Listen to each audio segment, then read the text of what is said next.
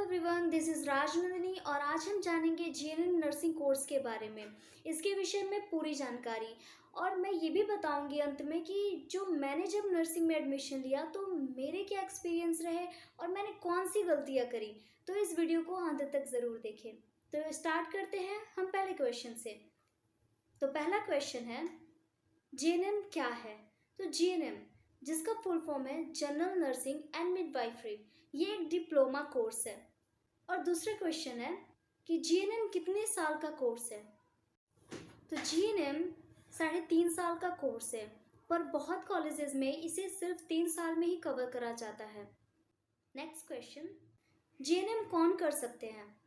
तो जीएनएम सबसे पहला अगर हम देखें सब्जेक्ट वाइज, तो जो आर्ट्स स्टूडेंट्स हैं वो भी कर सकते हैं जीएनएम, या फिर वो साइंस स्टूडेंट्स हो या कॉमर्स हो, कोई भी हो, किसी भी स्ट्रीम के हो, वो जीएनएम कर सकते हैं। अब देखते हैं कि जीएनएम कौन कर सकते हैं। तो जीएनएम गर्ल्स एंड बॉयज़ दोनों कर सकते हैं, बट मोस्टली जो कॉलेजेस हैं वो सिर्फ गर्ल्स को ही अलाउ करते हैं। अब बात आती है एज की कि कितनी एज होनी चाहिए जीएनएम करने के लिए। तो जो मिनिमम एज होता है आईएनसी के अकॉर्डिंग, तो वो होता है 17, यानी 17 से अबव होनी चाहिए एज, और जो मैक्सिमम एज है वो 35 इयर्स है। तो जो इसके बीच में है वो जीएनएम कर सकते हैं। अब बात आती है मार्क्स की। तो बहुत सारे कॉलेजेस 65 से, जो 65% होता है उससे अबव लेते हैं, और बहुत सारे कॉलेजेस हैं जो आपको 45% से अबव हो तो एडमिशन ले लेते हैं। अब अगला क्वेश्चन ये आता है कि एडमिशन कैसे लें।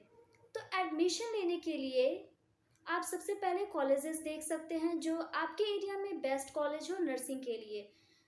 मैंने जो गलती करी थी वो ये करी थी कि मैं कॉलेजेस ना देखने की वजह मैंने एजेंट की सहायता ली थी। तो उन्होंने विदाउट कुछ देखे वो आपको ऐसे ही बता देंगे कि ये कॉलेजेस है, ये कॉलेजेस है।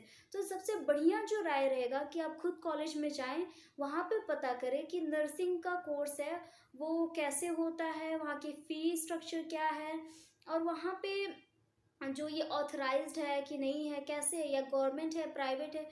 तो ये आप सब कॉलेज में ही जाके पता करें तो ये बहुत बेहतर है। अब नेक्स्ट क्वेश्चन ये है कि फ़ीस स्ट्रक्चर क्या है, यानी कितनी फ़ी लगती है।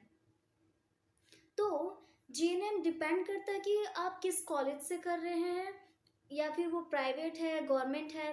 मोस्टली जो गवर्नमेंट है वहाँ पे तो फ्री भी पढ़ाई होती है, लेकिन आप कुछ प्राइवेट में देखेंगे, जो प्राइवेट कॉलेजेस हैं वहाँ पे अगर आप पता करेंगे तो वहाँ फ़ी भी लगता है। जैसे कि डिपेंड करता है कौन सी जगह पे है, कौन सा कॉलेज है। कहीं कहीं तो कॉलेजेस में 60,000 से अबव लगता है पर ईयर, और कहीं कहीं 1 लाख तक चला जाता है। तो ये डिपेंड करता है कौन सा कॉलेज है वो। तो सेम ऐसे ही अगर आप जो जीएनएम है ये कोर्स कंप्लीट कर लेते हैं, तो उसके बाद आप एज अ स्टाफ नर्स काम कर सकते हैं हॉस्पिटल में, जो कि डिपेंड करेगा कि हॉस्पिटल कैसा है और वहाँ की सैलरी कितनी है। मोस्टली जो सैलरी स्टार्ट होती है वो होती है 2500 से, लेकिन वो डिपेंड करता है। अगर आप एज अ गवर्नमेंट में आप काम करना चाहते हैं कि गवर्नमेंट स्टाफ बन जाए आप, तो वो सैलरी डिपेंड करती है आप कौन सी एरिया में। जैसे कि अगर मोस्टली आप बिहार की बात करें वहाँ अलग है, आप हरियाणा की बात करें वहाँ अलग है। तो ये डिपेंड करता है। लेकिन अगर आप गवर्नमेंट बन जाते हैं तो वो कम से कम जो होगा आपका 50,000 से ऊपर ही होती है सैलरी। तो ये रही सैलरी की। तो इस तरीके से आप जीएनएम के बारे में पता करना है। तो जो मेरी सलाह होगी वो ये होगी कि आप खुद कॉलेजेस जाएं और वहाँ पता करें कि वहाँ का कैसे। क्योंकि जब मैंने एडमिशन लिया था तब मुझे कुछ और बताया गया था, और जब मैं कॉलेज में आई तो मैंने कुछ और ही देखा और सब कुछ चेंज सा था। तो जो बेहतर ये रहेगा कि आप एजेंट की सहायता ना ही लें, आप खुद जाएं और पता करें कि कौन सी कॉलेज है, वहाँ पे सब कुछ कैसे है, क्या उस कॉलेज में प्लेसमेंट है कि नहीं है, सब कुछ।